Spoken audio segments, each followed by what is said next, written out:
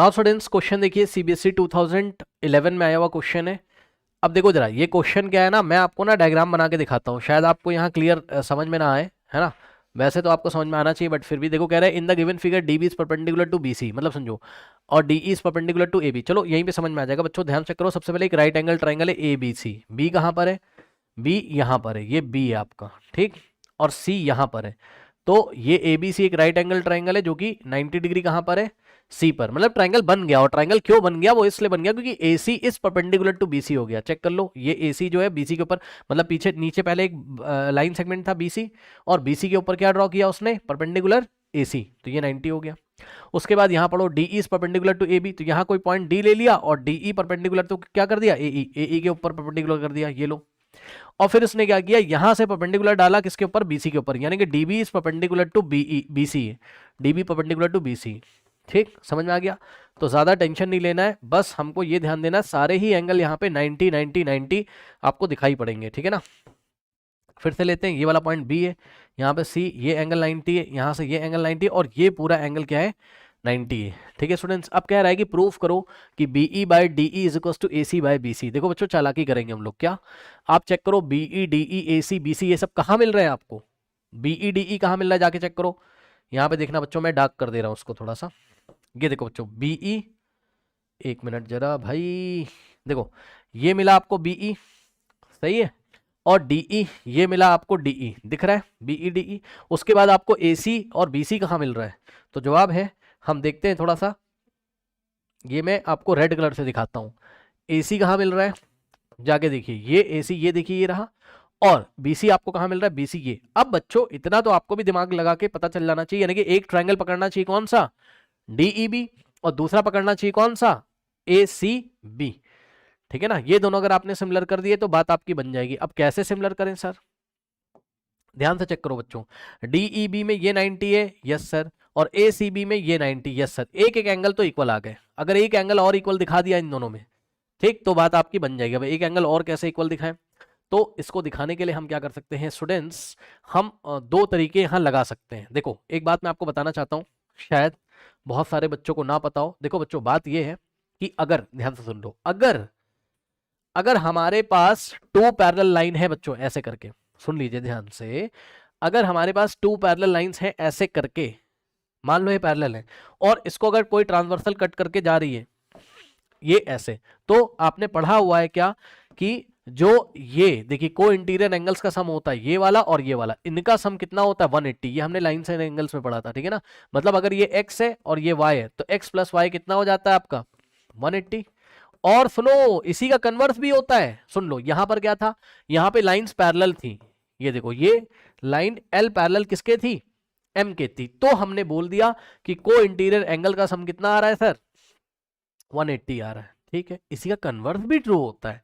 मतलब समझो, अगर आपको कभी भी ऐसी दो लाइन दिख गई, अगर आपको ऐसी दो लाइन दिख गई बच्चों, और ट्रांसवर्सल लाइन ऐसे करके अगर जा रही है, अगर ये वाले एंगल और ये वाले एंगल का सम 180 हो गया ना, तो पक्का लाइन क्या हो जाती है, पैरेलल हो जाती है, पक्का लाइन पैरेलल होती है। तो आओ बच्चों चेक कर लो, आपको यहां दो स्पेशल लाइंस दिखाई पड़ रही होंगी, मैं आपको ब्राउन कलर से यहां पे डार्क करके दिखा देता हूं। एक तो सर ये वाली लाइन आपको दिख रही होगी सर, ठीक, और एक सर ये वाली आपको दिख रही होगी सर, और बीसी यहां बिहेव कर रही है कैसा, ट्रांसवर्सल लाइन जैसा, यस और नो। तो ये वाला जो एंगल है बच्चों, ये 90 दिया हुआ है, यस सर, और ये 90 आपको दिया हुआ है, यस सर। अब बताओ 90 प्लस 90 कितना होता है, 180। तो बताओ जब 90 प्लस 90 180 होता है, तो क्या आप नहीं बोल सकते हो कि B D is perpendicular to A C हो गया, यस और नो, बोल सकते हो ना। ठीक, सो क्लियरली दिस BD, ये जो BD है बच्चों, या आप DB लिख सकते हो, this DB is parallel to क्या हो गया AC, ये लीजिए। जैसे ही ये DB पैरेलल AC के हो गया, अब ध्यान दें स्टूडेंट्स, अच्छा इसमें आप लिखोगे क्या, इसमें आप रीजन, बहुत सारे बच्चे पूछेंगे क्या लिखेंगे, तो हम लिख देंगे बस सिंस कौन सा, एंगल DBC और plus angle ACB is equals to 180, है ना। ये इसका रीजन है भाई, 90 है तो 180 हो गया। ठीक, बस ये इसका रीजन है। अब सुनो, अब बच्चों ध्यान से चेक करो, देखो अब मेरी बात बहुत ध्यान से आप लोग चेक करना। देखो बच्चों यहां से देखिए, एक बात बताइए, ये आपका डीबी है, यस सर, और ये बच्चों आपका एसी है, यस सर है। तो सर एक बात बताइए सर, कि अगर सर यहां पर देखो, समझ लेना पहले बच्चों, ये वाला पॉइंट क्या है आपका, डी है, ये वाला पॉइंट यहाँ पे बी है, ये वाला पॉइंट यहाँ पर ए है, और ये वाला पॉइंट यहाँ पर सी है। तो ध्यान से चेक करिएगा स्टूडेंट्स, कि अगर मैं क्या करूं, ए को मैं किससे ज्वाइन कर दूं, बी से। सही है। तो एक बात बताइए, क्या ये वाला जो एंगल है ये इसके इक्वल नहीं हो जाएगा ऑल्टरनेट से? सही है। तो बताओ बच्चों, यहां से देखिए फिगर में बच्चों रेड कलर से देखिएगा स्टूडेंट्स, ये वाला जो एंगल है, ये वाला, क्या ये इसके इक्वल नहीं हो जाएगा सर? बताओ, हो जाएगा कि नहीं हो जाएगा? अब आप पकड़ लो बच्चों, छोटे वाले ट्रायंगल डीईबी में कौन सा पॉइंट, ई पे 90 है, यस सर, यानी कि ई करस्पॉन्ड हो जाएगा किसके, बड़े वाले एसीबी में, कहा 90 है, सी पे, तो ई करस्पॉन्ड हो गया सी के। और सुनो, छोटे वाले डीईबी में बच्चों, ये देखिए, ये रेड कलर से जो एंगल आ रहा है कौन से वर्टेक्स पे आ रहा है, बी पे, ये देखिए बी पे। तो छोटे वाले ट्रायंगल डीईबी में जो बी वाला पॉइंट है वो बड़े वाले ट्रायंगल एसीबी के ए वाले के करस्पॉन्ड हो जाएगा। अब छोटे वाले डीईबी में कौन सा बचा, डी, तो डी ऑटोमेटिकली करस्पॉन्ड हो जाएगा किसके, बड़े वाले एसीबी में, कौन बचा, बी। सही है। मैं ये कहना चाहता हूं कि ऑटोमेटिकली ये वाला जो एंगल है ना सर, ये वाला छोटे वाले ट्रायंगल में, ये वाला जो मैंने ब्लैक कलर से डार्क कर दिया मोटा सा, ये ऑटोमेटिकली इसके इक्वल हो जाएगा सर, इसके। उससे आपको टेंशन नहीं लेना, बस आप किन्हीं भी दो एंगल को इक्वल कर देना, एंगल सिमिलरिटी लग जाएगी। तो बस मैं करस्पॉन्डेंसी दिखा रहा था कि छोटे वाले में डी बचेगा और बड़े वाले में क्या बचेगा, बी बचेगा। ये लिखिए, यानी कि ट्रायंगल के नाम पढ़ेंगे E B D is similar to C A B. Okay, तो अब इस चीज को हम कैसे करके दिखाएं, तो इस चीज को हम करके दिखाएंगे इस तरीके से।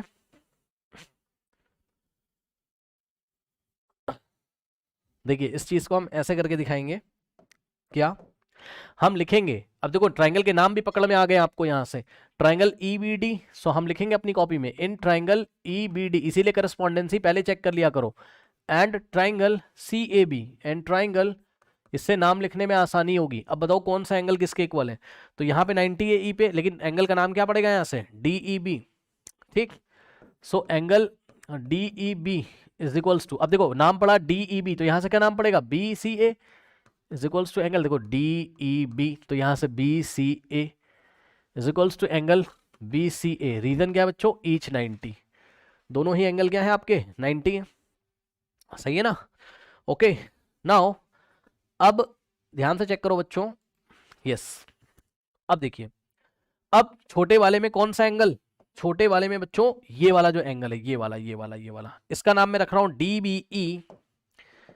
Okay, angle D B E बच्चों इज इक्वल्स टू है किसके, यहां से देखिए इसके, और अब इसका नाम कैसे पड़ेगा वो आपको वहां से देखना है, तो जाके देखिए बच्चों, अगर आपने नाम रखा डी बी ई तो इसका नाम पड़ेगा B A C is equals to angle, correspondence का ध्यान रखेंगे, डी की पोजीशन बी लेगा, बी की पोजीशन ए लेगा, ई की पोजीशन सी लेगा, यहां से देख सकते हो, डी की पोजीशन बी लेगा, ई की पोजीशन सी लेगा, बी की पोजीशन ए लेगा। ठीक, ऐसे करस्पॉन्डेंसी से करते हैं। और इसका रीजन क्या है कि जो एंगल आपका डी बी ई किसके इक्वल हो गया बच्चों, आपका बी बी ए सी के, इसका रीजन क्या है, ऑल्टरनेट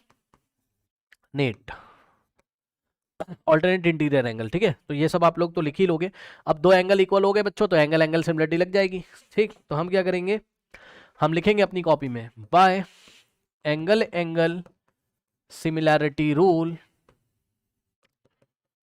क्या हो जाएगा स्टूडेंट्स, ये दोनों ट्रायंगल सिमिलर हो गए, यानी कि triangle E B D is similar to triangle C A B. ये लीजिए, अगर दोनों ट्रायंगल सिमिलर हो गए तो करस्पॉन्डिंग साइड्स के रेशियो क्या हो जाएंगे, इक्वल हो जाएंगे। ठीक, तो यहां से क्या हो जाएगा, E B by C A is equals to B D by A B is equals to E D by C B. ये लीजिए, और हमको लेके क्या आना था, बीई बाय डीई। क्या दिख रहा है बच्चों, यस सर, क्या दिख रहा है बच्चों, बीई डीई। ये तो स्टार्टिंग और लास्ट वाला आप इक्वेट कर दोगे तो बात आपकी बन जाएगी। ये देखो ई बी बाय, भाई तीनों इक्वल है तो स्टार्टिंग और लास्ट वाले को भी इक्वेट कर सकते हो, E B by C A is equals to E D by C B. अब ध्यान दो बच्चों, थोड़ी मैथमेटिक्स आपको यहाँ लगानी पड़ेगी।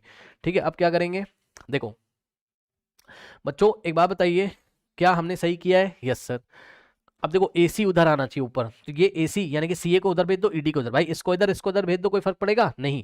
तो यानी कि यहाँ से क्या हो जाएगा, EB अपॉन बच्चों ये वाला ED इसकी पोजीशन ले लेगा और CA चला जाएगा ऊपर, ठीक। तो ED आ गया नीचे, ये लीजिए इज इक्वल्स टू, और CA चला गया ऊपर, तो CA चला गया ऊपर और CB अपनी पोजीशन पे रहेगा। अब सुनो, अब इसको ठीक से लिख लो। ठीक से लिखने का क्या मतलब है सर, जो लेके आना है वैसा लिख लो। आपको EB ना लाके क्या लाना था, BE लाना था, तो कोई बात नहीं, अगर इसको फ्लिप करोगे तो ये BE बन जाएगा, तो नीचे भी फ्लिप हो जाएगा और वो DE बन जाएगा। तो इसको पलट दो ऐसे, क्योंकि जितनी EB की लेंथ है उतनी BE की लेंथ है, और ये पलट जाएगा, तो क्या बनेगा, DE इज इक्वल्स टू, बच्चों इसको फ्लिप कर दो तो AC बन जाएगा। ओके नाउ, और इसको फ्लिप कर दोगे तो क्या बन जाएगा, BC बन जाएगा, चेक कर लो। तो इस तरीके से BE by DE is equals to क्या हो जाता है, AC by BC, hence proved. बहुत अच्छा सवाल था ये, 2 मार्कर क्वेश्चन है, बोर्ड एग्जामिनेशन में पूछा गया था, फिर से पूछा जा सकता है, कर लीजिए।